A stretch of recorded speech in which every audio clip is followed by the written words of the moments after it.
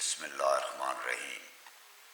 تھانہ چکڑالہ کوئی ایک دو یونین کونسل یا کسی گاؤں کا نام نہیں، بلکہ تھانہ چکڑالہ تحصیل و ضلع میانوالی میں وسیع علاقے پر پھیلا ہوا تقریباً 2 سے 2.5 لاکھ کی آبادی پر مشتمل ایک شہر ہے، جو کہنے کو تو 4 یونین کونسلز پر مشتمل ہے، لیکن ایک یونین کونسل کی آبادی 2 یا 3 یونین کونسل کے برابر ہے۔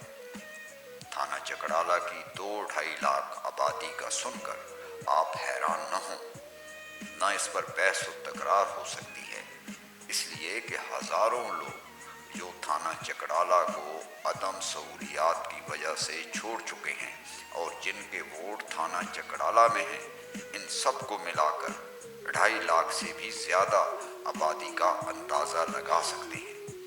البتہ تھانہ چکڑالہ چونکہ تحصیل و ضلع میانوالی سے دور دراز واقع ہے، یہی وجہ ہے کہ گزشتہ کئی دہائیوں سے ڈسٹرکٹ گورنمنٹ میانوالی نے تھانہ چکڑالہ کی ترقی پر کوئی توجہ نہیں دی، اور نہ ہی کسی ممبر صوبائی اسمبلی نے تھانہ چکڑالہ کی ہر سہولت سے محروم عوام کا احساس کیا۔ حالانکہ تھانہ چکڑالہ کی سیاسی شخصیات نے اپنے طور پر جو ان کے بس میں تھا انہوں نے کوششیں کیں، لیکن تھانہ چکڑالہ کی سرزمین اور عوام کی سالہ سال کی محرومیوں کا ازالہ کرنے کے لیے پنجاب حکومت کی خصوصی توجہ درکار ہے، تاکہ ہنگامی بنیادوں پر تھانہ چکڑالہ کو پسماندگی کی دلدل سے نکالا جا سکے۔ اب یہاں پر ہمارے دوست کہیں گے کہ نہیں، تھانہ چکڑالہ میں تو کوئی پسماندگی ہے ہی نہیں۔ چلیں چھوڑیں اس بات کو، آئندہ ویڈیوز میں ہم آپ کو تھانہ چکڑالہ کو پروموٹ کرنے کے لیے چھوئی، بلککا، جھور، لکھی، کلری وغیرہ جیسے خوبصورت علاقوں کا وزٹ کروائیں گے۔ فی الحال آپ اس بات پر غور کریں کہ میانوالی کی تحصیل میں جتنے علاقے بھی ہیں، بیشتر علاقوں کے بچے میٹرک کے بعد مزید تعلیم کے لیے انہیں میانوالی کا سفر کرنا پڑتا ہے۔ یہ شعور اور آگاہی کی بات ہے کہ والدین اتنی مشکلات کے باعث بھی اپنے بچوں کو تعلیم دلوانا چاہتے ہیں۔ یہی وجہ ہے کہ میانوالی تحصیل کے بچے وفاقی، صوبائی اور ضلعی سطح پر ملازمتیں حاصل کرنے میں کامیاب ہو جاتے ہیں، بلکہ مقابلے کے امتحانوں میں بھی اچھی پوزیشنیں لے جاتے ہیں۔ لیکن تھانہ چکڑالہ کے بچے سرکاری ملازمتوں میں ہمیں خال خال نظر آتے ہیں۔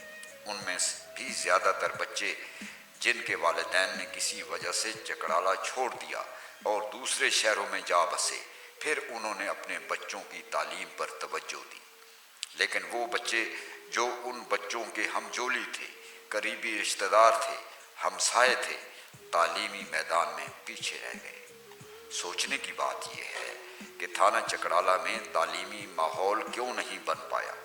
والدین اور بچے اس طرف راغب کیوں نہیں ہو رہے؟ میانوالی کی تحصیل کے دوسرے علاقوں کے چھوٹے چھوٹے قصبوں کے انتہائی غریب ماں باپ کے بیٹے اگر اسسٹنٹ کمشنر، ڈاکٹر اور دوسری ملازمتیں حاصل کر سکتے ہیں، تو تھانہ چکڑالہ جو 2 لاکھ آبادی کا شہر ہے، تعلیمی لحاظ سے اتنا پیچھے کیوں رہ گیا ہے؟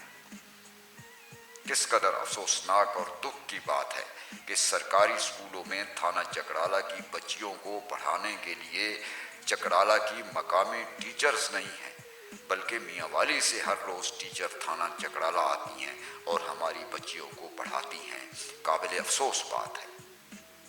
مسئلہ یہ ہے کہ تھانہ چکڑالہ میں ہم وہ تعلیمی ماحول اور جذبہ پیدا نہیں کر سکے جو دوسرے علاقوں میں ہے۔